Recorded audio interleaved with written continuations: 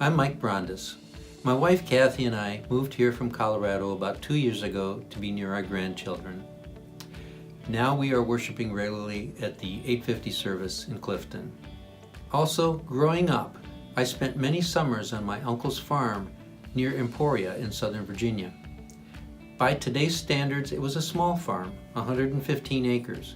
But there, as a city kid from Michigan, I learned all the basics. Milking my own cow, slopping hogs and feeding chickens, collecting eggs, and helping my uncle deliver those eggs to customers in town. I also learned to admire my aunts and uncles' devout faith and love of God. For example, my Aunt Mary spoke freely and matter-of-factly about her faith and blessings, even while we sorted eggs in the barn. Then one year, their country church decided to buy 10 acres of land and relocate near the edge of town. Now, if you grew up on a farm, you know there's always work to be done, especially in the summer. But while gathering money to build, some farmers in the congregation decided to work together to plant and raise peanuts for Christ on the church land. Those farmers didn't have much money or spare time, but they did it because they loved their Lord and they loved the church. And they wanted to grow much more than peanuts. Kathy and I learned that you too at Lord of Life want to grow much more than peanuts. When we moved from Colorado, we left behind church friends of 35 years. It was hard.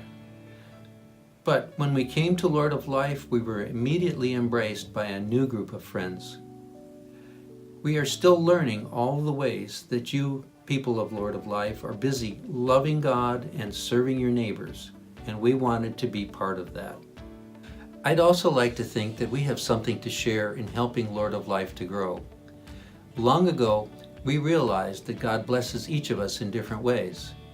In the talents and skills we bring to the table, the time we have to offer, and the financial resources that we share and support not only our families but others as well.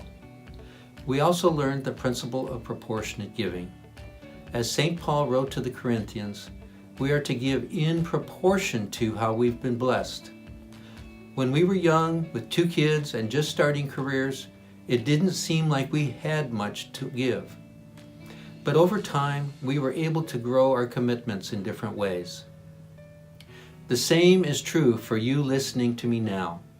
Together as the body of Christ, we share the responsibility of doing God's work at Lord of Life. God and Lord of Life don't ask any one of us to do it all.